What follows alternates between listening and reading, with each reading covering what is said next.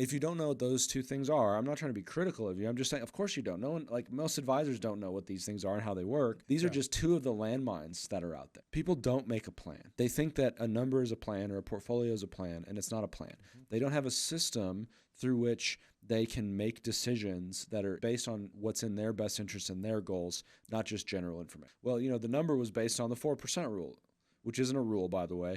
Don't get me started on that. But that's not a personalized system that will enable you to make sure that you don't run out of money in retirement. So today we're going to be looking at a case study where someone has saved $1.2 million in 401ks, IRAs, brokerage accounts, in their savings, but still isn't able to retire. Now, this may seem kind of shocking to you, but this is a situation that we run across all the time. And so what we've done is we've created a case study based on real client profiles. Okay, we're changing the names, we're changing the scenario a little bit to protect the innocent here, as it were. But we see this pattern a lot. And so this is what we need to talk about today. So, I mean, most people have this number in their head, and it's probably, for some people, it's probably 1 million, 1.2, 1.3. Some people, it's 3 or 4, 5, 6 million. Who knows? But I would think a lot of people would think if you had $1.2 million, you could probably retire. And that should not be a problem. But why is it a problem in this one? There are so many factors here, Todd, that come into the retirement puzzle. And so we're gonna pull some of those factors apart. But I do want to highlight what you said, and I think this is critical, is so many people that we talk to, they get their information from, CNBC, from the financial news media, or maybe I should rephrase this.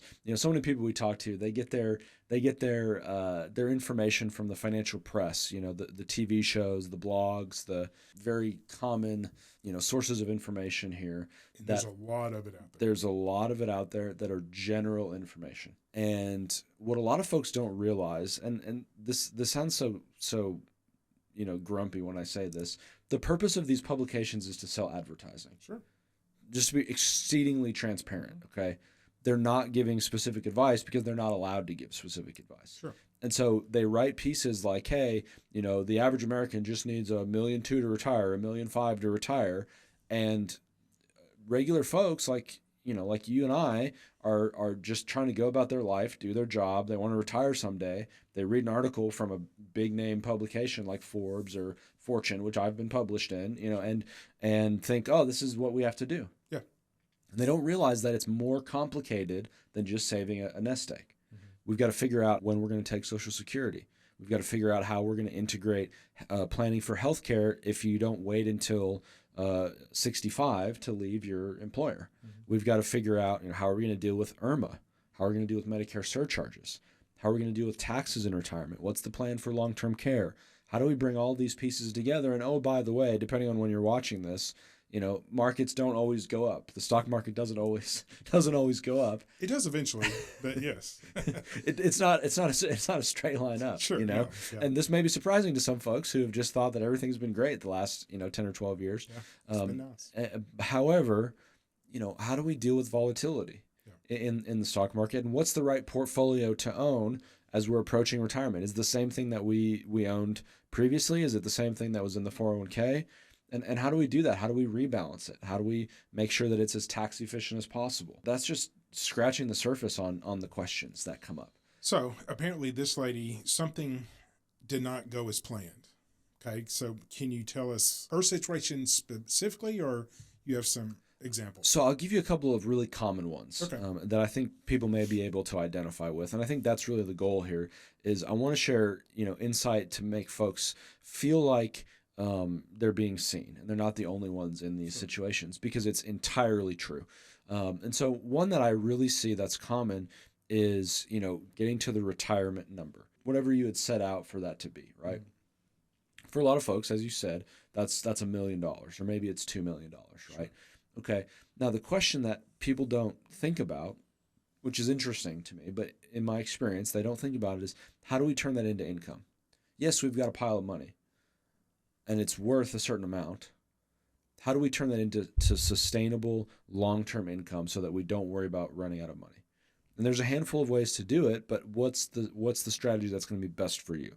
And that shift from earning and saving to distribution and pulling that money out is difficult. That's a difficult challenge for a lot of people. And some people go, oh, well, the number was based on the 4% rule, which isn't a rule, by the way. Don't get me started on that. But that's not a personalized system that will enable you to make sure that you don't run out of money in retirement. Okay. It's an idea. What happens if we do better than that? What happens if the portfolio is stronger than what the 4% rule sustains? Okay. Then do we die with too much money? The 4% rule is an idea about how to make sure that we don't run out of money. Mm-hmm. It's not personalized to you, your portfolio, your spending, your goals. None of that stuff is personalized. Right. And so taking it as an initial, okay, does it make sense to begin to think about retirement? Fine. But really the most challenging thing you're going to do with money in your life is to make sure that what you've saved lasts for however long you live. Sure. To base that off of, some kind of throwaway research, frankly, that Bill Bengen did and has changed and doesn't follow himself. Does this seem like a sustainable platform or a sustainable process? I don't think so. You're being cranky. I am a little cranky. Sorry, Grumpy. Yeah. Yeah. I'm a little cranky because what about on the other side of this, right? Let's say it works. Mm-hmm. Let's say you don't draw down most of your savings and you're fine, and then you end up 85 with $3 million that you're not going to spend. Sure. What does that represent to you? Do we have a plan for that money? Missed opportunity. Yeah. But hey, maybe the kids or the grandkids are going to have a great time. Oh, yeah. They'll blow it in about 6 or 9 months. Yeah. And if that's what you want, that's fine. Let's just do it in a thoughtful, structured way, sure. right? Let's do it on purpose. Let's do it on purpose. And so that's what I'm wanting to draw at is people don't make a plan. Yeah. They think that a number is a plan or a portfolio is a plan, and it's not a plan. Mm-hmm. They don't have a system through which they can make decisions that are based on what's in their best interest and their goals, not just general information. So I think that's a huge one. Yeah. So the summary here is, you have to have a plan. You have to get with someone who can look specifically at your situation and your facts and your goals. And MSNBC, CNBC, they are not going to do that for you. You cannot do that online. You've got to get with a person who can listen to you and analyze your situation and do exactly what you want done. And help you to see the things that you may not know existed. Sure. If I say, hey, how's your provisional income going to be, created this year? What's the calculation? You're going, huh? My what? Okay, we need to talk about this. Provisional income is the calculation to determine how much of your Social Security is included in your taxable income. This is enormous, and until this law changes, this is the backbone of retirement income for people is their Social Security, and you may or may not know that up to 85% of that can be reduced by income taxes, even though you've already paid in.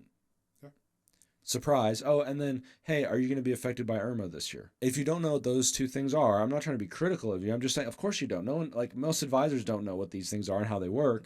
How can, these are just two of the landmines that are out there, And so what we want to encourage people is work with someone who has a system to be able to evaluate these decisions without emotion, that you can monitor your progress over time and create a way to create income, minimize taxes, so that you don't have to worry about whether or not you can do this, or the start-stop retirement.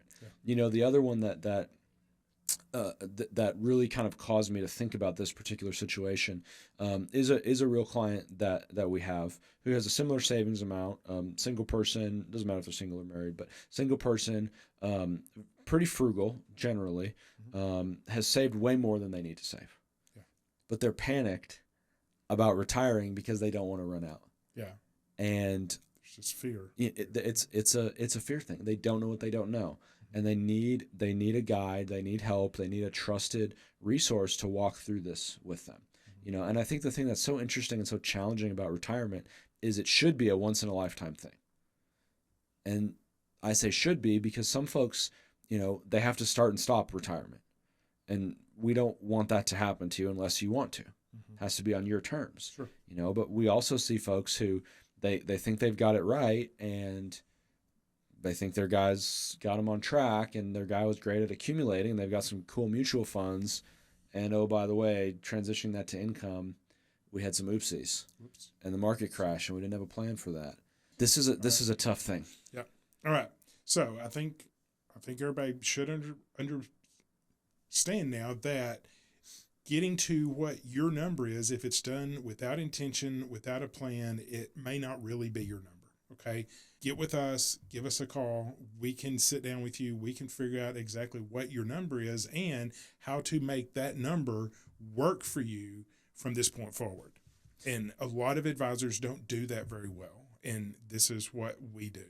Now, if you find yourself in a similar predicament to the client that we're describing, what I want you to do is scroll down and click the first link in the description. That's going to take you to the questionnaire. You're going to fill out a couple bits of information. I'm going to send you back a video that's going to show you just a bit about our retirement system and tell you, kind of whether you're on track to retire or if there's some adjustments that you should consider making. It's free. There's no obligation, but I want you to click that link and fill out that information so that we can give you an idea of where you're at and if we can be helpful to you. So one of the things, Todd, about this particular client is, they're sitting in a job trapped, going every day. They don't need to. They're ready to leave. They're watching the days in their retirement go by. They've got 1.2 million. It sits there, but it's underutilized. They're not making use of that capital. And they go to work wondering if today could have been a day where they're at the park. They're letting freedom go by, and if they only knew how to properly transition into retirement, they would think about it differently. This is a tough transition. But what people don't realize is the psychological burden of having enough money. Yeah. This is a huge thing, but still feeling, unable to retire creates frustration, creates pain. It creates a lot of heartache. And what we don't want is for that to continue longer than it needs to.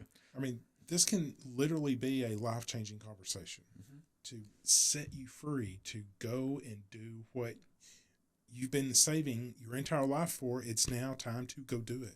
It's so funny. There's another client that fits this similar description, not exactly.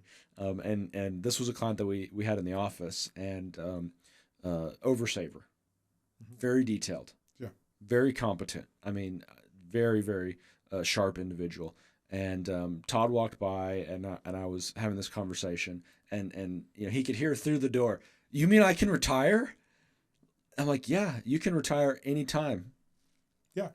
They were like, "What? Huh? What?" I mean, it was a true shock to yes. her. And so it's like, okay, this is powerful. And so if you connect with how this person was feeling, that, you want to be doing the stuff that you want to do, you don't want to be chained to the desk anymore, you want to be getting out and spending your money and spending your time wisely, but you're not really sure, where you should go, click the link in the description. Let's have a conversation about it. We're going to help you to understand what your monthly expenses really are and how they're going to change in retirement. We're going to help you understand where the money is invested and should it stay in that place.